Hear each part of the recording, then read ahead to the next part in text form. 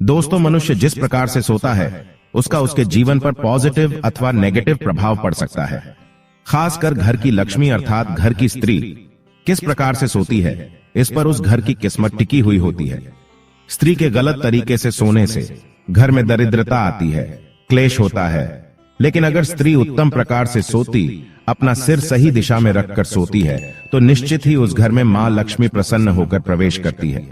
हमारे शास्त्रों में स्त्रियों के सोने के तरीके को विशेष महत्व दिया है। अगर स्त्री इस प्रकार से सोती है तो उसे सुख समृद्धि की प्राप्ति होती है। दोस्तों, हमारे एंशिएंट सेजेस एंड ऋषि मुनि अत्यंत ज्ञानी और विद्वान थे।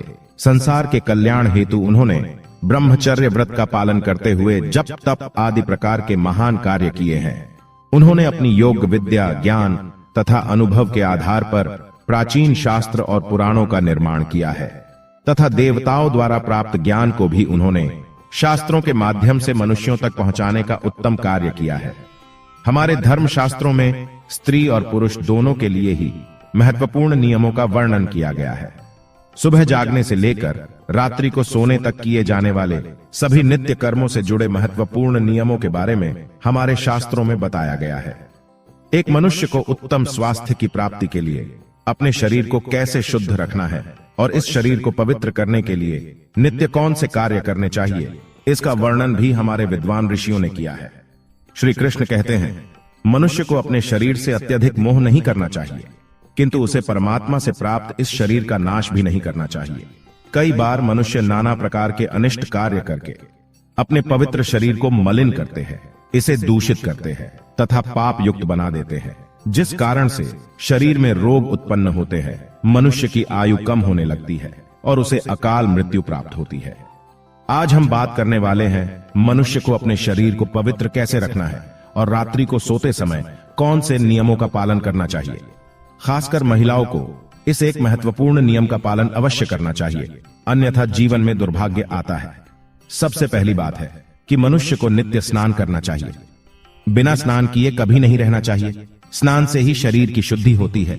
स्नान करने के पश्चात ही मनुष्य देव पूजा आदि धार्मिक कार्य करने के योग्य बन जाता है। बिना स्नान किए कभी भोजन तथा पूजा पाठ नहीं करना चाहिए। बिना स्नान किए भोजन करने वाले मनुष्य के घर में लक्ष्मी का वास नहीं होता है। दोस्तों, हमारे सभी धर्मशास्त्रों में बालों के विषय में महत्वपूर्ण ज्ञान दिया गया है। मनुष्य को अपने बालों को कैसे रखना चाहिए, किस दिन कटवाना चाहिए तथा किस दिन नहीं कटवाना चाहिए, बालों को कितना लंबा रखना श्रेष्ठ होता है और बालों से संबंधित क्या तांत्रिक कारण होते हैं, इसके बारे में शास्त्रों में बताया गया है। दोस्तों, हिंदू धर्म में सप्ताह का प्रत्येक दिन किसी न किसी देवता को समर्पित होता है और सप्ताह के प्रत्येक दिन के कुछ नियम भी अवश्य होते हैं। इसी तरह बाल कटवाने से संबंधित भी कुछ नियम होते हैं जो हर दिन के हिसाब से अलग अलग बताए गए हैं। शास्त्रों के अनुसार मनुष्य को अपने बाल मंगलवार, गुरुवार और शनिवार के दिन कभी नहीं कटवाने चाहिए। मंगलवार का दिन मंगल ग्रह से संबंधित होता है। मंगलवार को बाल काटने से जीवन में क्लेश की स्थिति निर्माण होती है, अकारण ही शत्रु निर्माण होते हैं और व्यक्ति का स्वभाव भी क्रोधी बनने लगता है।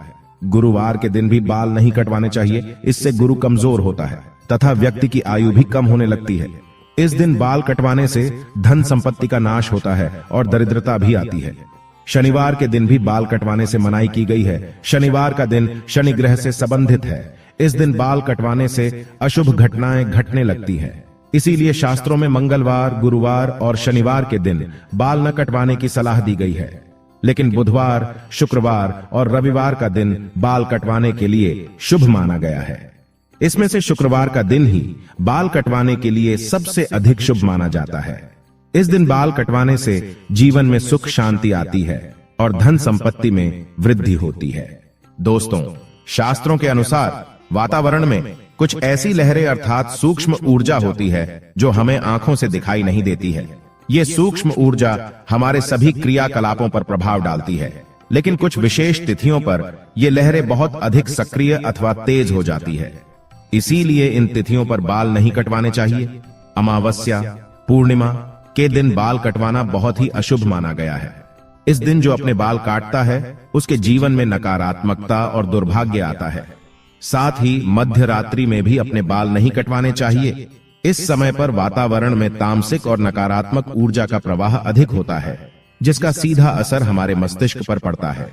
इसीलिए रात्रि में बाल न काटने की सलाह दी जाती है। साथ ही शास्त्रों के अनुसार पवित्र त्योहार, श्रावण मास, संक्रांति, ग्रहण आदि दिनों में भी बाल नहीं कटवाने चाहिए। इन दिनों में बाल कटवाने से पाप लगता है और जीवन में दुर्भाग्य आता है। जन्म दिवस पर बाल कटवाना भी अशुभ माना गया है। आइए अब जानते हैं महिलाओं के लिए बालों से संबंधित कौन से महत्वपूर्ण नियम बताए गए हैं। शास्त्रों के अनुसार काले, घने और लंबे बाल स्त्री का आभूषण होते हैं। बालों से ही स्त्रियों में पवित्रता और सकारात्मकता आती है। प्राचीन काल से ही स्त्रियों के लंबे बालों को उनके सौंदर्य का प्रतीक माना जाता है। लेकिन लंबे बालों से जुड़ी महत्वपूर्ण बात आप सभी को ध्यान में रखनी चाहिए। शास्त्र कहते हैं कि स्त्रियों के बाल कमर के नीचे तक नहीं होने चाहिए और यदि हो तो उन्हें इस तरह से बांधकर रखना चाहिए कि वे जमीन को स्पर्श ना करें। स्त्रियों के बाल बहुत ही संवेदनशील होते हैं। बाल जमीन पर टकराने से जमीन पर फैली नकारात्मक ऊर्जा बालों के माध्यम से मस्तिष्क में प्रवेश करती है, जिसके नकारात्मक परिणाम भोगने पड़ते हैं। साथ ही शास्त्रों में कहा गया है कि स्त्रियों को अपने बाल कभी गंदे नहीं रखने चाहिए, इससे मां लक्ष्मी रूठ जाती है। साथ ही स्त्रियों को अपनी मांग में सिंदूर अवश्य लगाना चाहिए, इससे स्त्रियों को सौभाग्य की प्राप्ति होती है। स्त्रियों को अपने बालों को हमेशा स्वच्छ रखना चाहिए। इसके पीछे धार्मिक कारण यह है कि बाल स्वच्छ रहने पर सिर में खुजली नहीं होती है और सिर में हमेशा खुजली करते रहना शास्त्रों में अशुभ फलदायी माना जाता है। गरुड़ पुराण में कहा गया है, जो स्त्री अपने बालों को खुजलाते हुए पूजा पाठ करती है उसकी पूजा विफल हो जाती है। स्त्रियों को दोनों हाथों से जोर जोर से अपने बाल खुजलाते हुए गुरुजनों तथा बड़े बुजुर्गों से बातें नहीं करनी चाहिए। बालों को सुलझाते समय जो बालों का गुच्छा निकलता है उसे अच्छे से फेंके। उसे यहां वहां फेंकने पर उसका दुरुपयोग हो सकता है, क्योंकि तंत्र मंत्र साधना और जादू टोने में हमेशा लंबे बालों का उपयोग किया जाता है और इसका असर जिस व्यक्ति के बाल है उसके ऊपर पड़ता है। इसलिए महिलाओं को हमेशा अपने बालों को संभाल कर रखना चाहिए। शास्त्रों के अनुसार मासिक धर्म के 3 दिनों तक स्त्रियों को अपने बाल नहीं धोने चाहिए, साथ ही अपने बाल भी नहीं कटवाने चाहिए।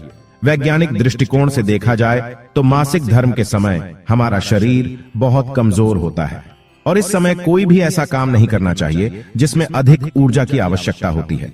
कभी भी सूर्यास्त के बाद या सूर्यास्त के समय बाल नहीं धोने चाहिए, ऐसा करना अशुभ माना जाता है। आइए अब जानते हैं स्त्री और पुरुष को कैसे सोना चाहिए। शास्त्रों के अनुसार सोते समय अपना सिर हमेशा पूर्व अथवा दक्षिण दिशा में करके ही सोना चाहिए। उत्तर अथवा पश्चिम दिशा में सिर रखकर सोना अशुभ माना गया है। दक्षिण मृत्यु की दिशा मानी गई है। इस दिशा में अपने पैर कभी नहीं रखने चाहिए, इससे मृत्यु देवता यमराज का अपमान होता है। इसके पीछे वैज्ञानिक कारण यह है कि पृथ्वी की चुंबकीय ऊर्जा सतत प्रवाहित रहती है।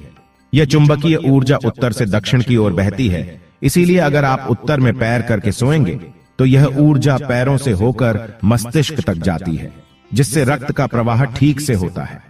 साथ ही शास्त्रों में कहा गया है कि उत्तर की ओर सिर करके सोने वाले व्यक्ति के पास धन कभी नहीं आता है, उसका संपूर्ण परिश्रम व्यर्थ हो जाता है। लेकिन दक्षिण की ओर सिर करके सोने से धन संपत्ति में वृद्धि होती है। स्त्रियों को रात को सोते समय अपने बाल खुले नहीं रखने चाहिए। बालों को हमेशा ही बांधकर सोना चाहिए। बाल बांधकर सोने से ऊर्जा का संतुलन बना रहता है। बाल खुले रखकर सोने वाली स्त्री के घर में लक्ष्मी का वास नहीं होता है और हमेशा धन से जुड़ी समस्या बनी रहती है। तो दोस्तों, इस प्रकार से हमारे शास्त्रों में स्त्री और पुरुष को सोते समय पालन किए जाने वाले महत्वपूर्ण नियमों के बारे में बताया गया है। उम्मीद है आपको यह जानकारी अच्छी लगी होगी। वीडियो को लाइक जरूर करें और कमेंट में जय श्री कृष्ण तथा जय मां लक्ष्मी जरूर लिखें।